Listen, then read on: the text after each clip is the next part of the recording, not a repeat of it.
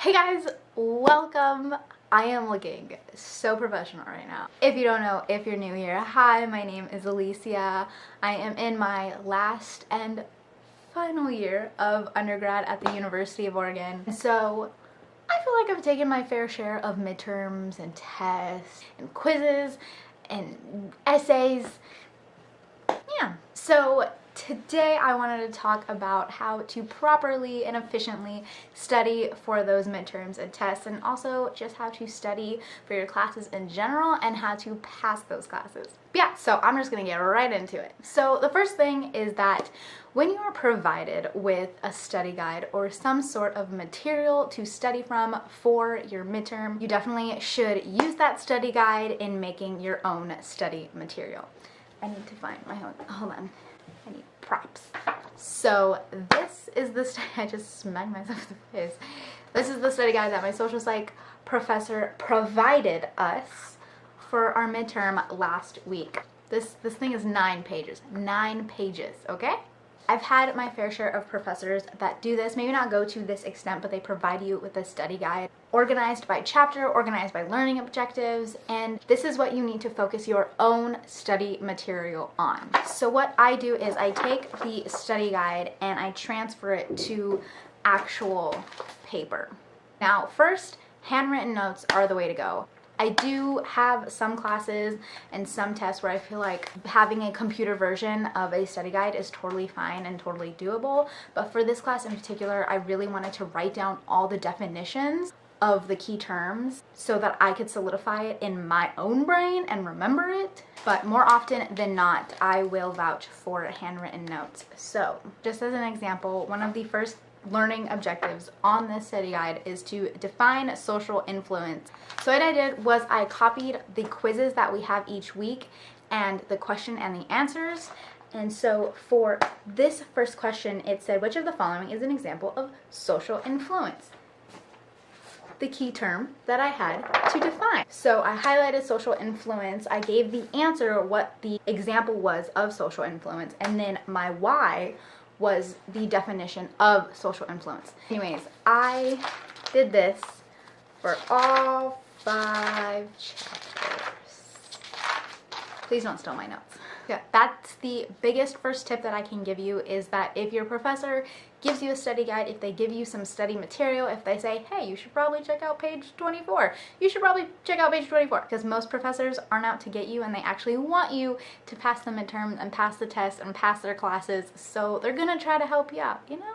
So that's the first thing. So my second tip to you is to hand write your notes. So I know I said that earlier, but just so much research has supported the idea that when you handwrite your notes, it's just so much better at recollection and remembrance, and you really need that when you're taking a midterm or a test. I always go for handwriting my notes over taking my laptop or my tablet to class and just typing out my notes. When you type out notes, you don't really listen to the content of the material. You're just listening to your professor talk and then typing out whatever he says. It's so much harder to go back to your typed notes and figure out what you need to take from that and what you kind of can like throw out. So I think that you should always handwrite your notes if you have the ability and the option to. So in the past, I have had professors that talk at an abnormally fast pace.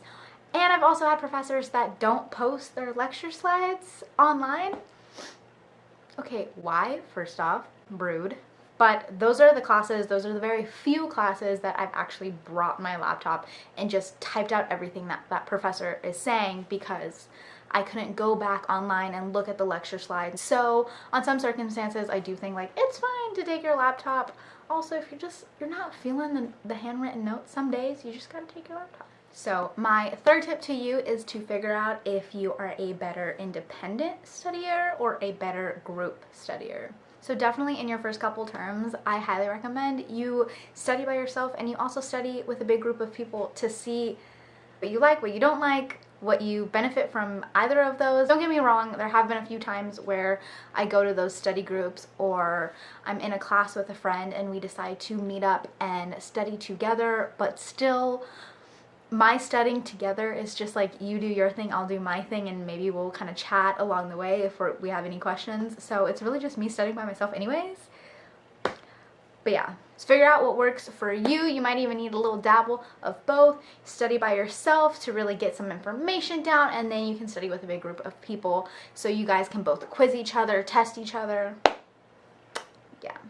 So my fourth tip is to plan ahead, but also plan accordingly. And I know everyone's gonna tell you this. Everyone's gonna tell you to plan and study ahead like 2, 3, 4 weeks in advance. So first off, that's not possible. So the University of Oregon is a quarter system, which means that we have 3 terms a year, and all of those terms are 10 weeks.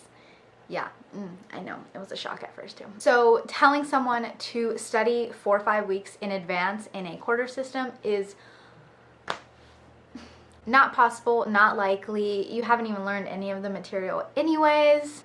If you have a midterm in 2 weeks and it's kind of a difficult class, then start opening up that book now. Plan ahead at the beginning of the year, figure out when your midterms are, your tests are, and see how much time you're gonna need to study for each midterm, for each class. It really is a case-by-case basis, but that goes on into my 5th point, where you should study just a little bit of the material after each class that you have. It's super beneficial for you to just go over the notes that you took, go over the lecture slides, go over the lab slides if you had a lab, go over any material that you went over in that class along with your textbook, and figure out what information you were kind of foggy on, what information you really understood, highlight. It should only take about 30 minutes after each class, and that will really help you in advance when you start studying for those tests. Also, kind of a quick 6-ish tip is, if you don't already have a planner, you need to get a planner. You go get a planner, right? If you don't have a planner, go get a planner. So this is my planner. It says, this is your year, because it really is your year. What I do with my planner, I plan the month spread in advance. You can see I have a midterm, I have orientation, I have a presentation, I have homework and quizzes and papers and so much things due before the school year even starts, and you have your syllabi in hand. Go to your planner and get that monthly spread out and put when everything is due, so that you know in advance. On October 1st, I knew that I had a midterm on the 15th, and I should probably start studying for that right now because it was in biopsychology. So I already have my month planned out well in advance, so I know when I have my midterms, when I know when I have my presentations, when papers are due. On Sunday, I sit down and I plan out my week. So this was my week from October 8th through the 14th. It was a little busy. Yeah, there's a few stickers and a few little motivational like hustle hard, girl. Because I'm trying to hustle hard, okay? But other than that, I really have to-do lists each day. On Monday, I had to read chapter 19. I had to take a quiz 4. I had to check my emails. And I also had a presentation for my group meeting at the EMU on the 2nd floor. So I have my life spread out on that planner. When my meetings are, where they are, what time they are, when everything is due, what I should do on Monday, even though it's due Thursday, but I'm not going to have time to do it Tuesday and Wednesday. This is a very important tip. You really need to get yourself a planner. It doesn't have to be super fancy and super massive like this one. You don't have to add stickers and little motivational things if you don't want to, if that's not your jam. I definitely do not carry this with me all the time. This would be massive. This sits so nicely on my desk, open to the week view, so that I can see my entire week. This is the planner that I keep with me in my backpack. As you can see, it's not cute, it's not colorful, I'm just writing stuff down. It's my word vomit planner. If a professor says, hey, this is something that you should really check out, then I will write this in my word vomit planner, and then I might transfer it over to my pretty planner, I might not, but yeah. Those are all the tips that I have for you on studying, passing your classes, and getting and obtaining the most information that you possibly can from your study sessions and just your term or semester in general.